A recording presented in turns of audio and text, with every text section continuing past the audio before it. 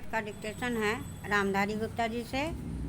खंड 1 का प्रतिलेखन संख्या 4344। डिक्टेशन शुरू होता है अब। Ready, start. माननीय सभापति महोदय, मैं आपका बहुत आभारी हूँ जो आपने मुझे इस बिल पर बोलने के लिए समय दिया है। यह जो बिल सहकारिता समिति को एक समिति में भेजने का निश्चय किया गया है, जिस पर कल से बहस हो रही है, उस पर मैं आपके हुक्म से कुछ कहना चाहता हूँ।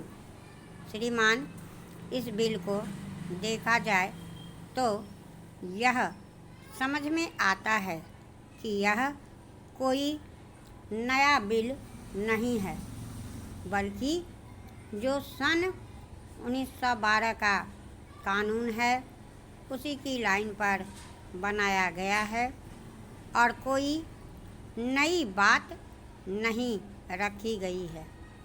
श्रीमान, इसमें सहकारी खेती की बात रखी गई है। अगर यह कहा जाए कि यह कोई नई बात नहीं है तो गलत नहीं होगा।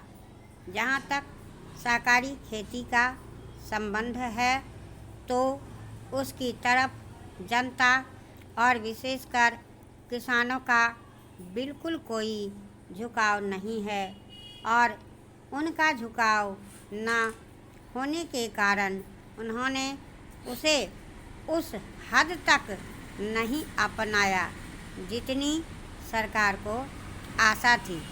श्रीमान, आपको मालूम है कि नागपुर कांग्रेस में यह प्रस्ताव पास हुआ है कि सहकारी खेती कराई जाए। पूरे देश में इस समय इसका जोर चल रहा है और इसको लाने के लिए ना मालूम इसके कितने रूप रखे गए हैं। यह कहा गया है कि इसके अंदर कोई जोर नहीं है।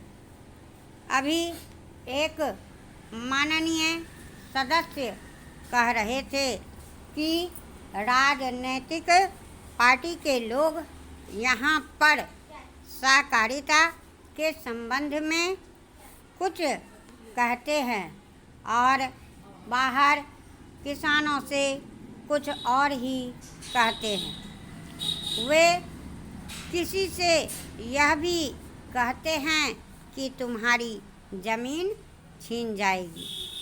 मैं यह निवेदन करना चाहता हूँ कि यह जो कहा गया है और किसानों के अंदर जो भावना पैदा होती है वह इस बिल से साफ जाहिर होती है कि वह गलत भावना नहीं है। मैं यह जानता हूँ कि जब किसान पार्टी का जोर बढ़ा और किसानों की आवाज़ बुलंद हुई तो सरकार ने और हमारे नेताओं ने यह कहना शुरू कर दिया कि हम सहकारी खेती को किसानों के ऊपर लादना नहीं चाहते, बल्कि यह तो किसानों की मर्जी पर है। लेकिन इसके साथ ही साथ एक बात मैं पहले भी निवेदन कर चुका हूँ और फिर भी निवेदन करना चाहता हूँ कि नेताओं का अपना विचार होना चाहिए। किसी सभा में जब यह कहा गया कि यह जो सहकारी खेती शुरू की गई है यह तो अंत में सामूहिक खेती की तरफ ले जाएगी। माननीय सभापति महोदय, उन्होंने साफ कह दिया कि अगर सामूहिक खेती होती है तो इसमें भी मुझे कोई ऐतराज़ नहीं है। मैं यह कहना चाहता हूँ कि कि इस बिल को देखने से यह साफ जाहिर होता है कि उस सहकारी समिति के जितने सदस्य होंगे वह अपनी अपनी ज़मीन को एक साथ कर लेंगे, और अगर समिति से निकालना चाहेंगे तो एक साथ अधिक ज़मीन उसको नहीं मिल सकती है। इस बिल के संबंध में इस सदन के सरकारी दल वाले लोगों ने और विरोधी दल के लोगों ने बहुत सी बातें कही हैं। जैसा कि यह बिल है, इसको अभी समिति के सामने विचार के लिए जाना है और वहाँ से विचार होने के बाद यह इस सदन के सामने फिर से विचार के लिए पेश किया जाएगा। तब माननीय सदस्यों को पूरी तरह से यह अधिकार होगा कि जहाँ तक इसमें दी गई बातों का संबंध है उसमें परिवर्तन ला सकते हैं या उसको हटा सकते हैं। कल से जो बातें हो रही हैं वह सब नोट की गई हैं और मैंने बहुत सी बातों को सुना है।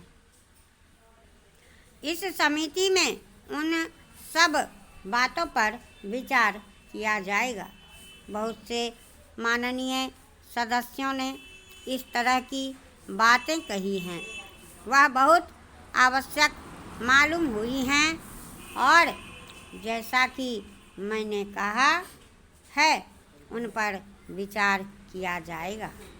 जहाँ तक सहकारिता का संबंध है, चाहे सरकारी दल वाले माननीय सदस्य हों, चाहे विरोधी दल वाले माननीय सदस्य हों, सबकी यह मांग है कि जब हम जनता के राज में विश्वास करते हैं और अपने यहाँ जनता का राज कायम कर लिया है और जबकि मुल्क में गरीबी है और उसका गलत फ़ायदा भी उठाया जाता है, तब सहकारिता की बहुत आवश्यकता है। इसको रोकने की आवश्यकता है, यह सभी लोगों की राय है। जहाँ तक इस सहकारी बिल का संबंध है, बहुत से माननीय सदस्यों ने बहुत सी बातें इसके संबंध में कही हैं। मैं सब बातों का विवरण में तो उत्तर नहीं दे सकता हूँ, लेकिन मैं थोड़े में खास बातों का उत्तर देने की कोशिश करूँगा। जैसा मैंने अभी कहा, जब हमने अपने यहाँ जनता का राज कायम किया है तो हमें अपने समाज के ढांचे को बदलना पड़ेगा। हमारे यहाँ गरीबी और अमीरी चली आती है। हमारे देश में एक गहरी खाई चली आती है और आज भी समाज में गलत फ़ायदा उठाया जाता है। तो श्रीमान, जहाँ तक इस बिल का संबंध है, हालांकि बहुत से माननीय सदस्यों ने यह बात कही है कि सन 1912 में यह बिल बना था, उस समय से लेकर आज तक उसमें कोई कुछ प्रगति नहीं की गई। सभापति महोदय, हमारे देश में गृह मंत्रालय और गृह मंत्री का कितना महत्व है, इसका अनुमान इसी से लगाया जा सकता है कि स्वतंत्र भारत में गृह मंत्रालय का भार सरदार पटेल ने स्वयं अपने कंधों पर लिया। सरदार पटेल का साहस, उनका उत्साह और उनकी बुद्धि तीनों ही हमारे गृह मंत्रालय के लिए आदर्श का काम कर सकती हैं। परंतु दुर्भाग्य से सरदार के पश्चात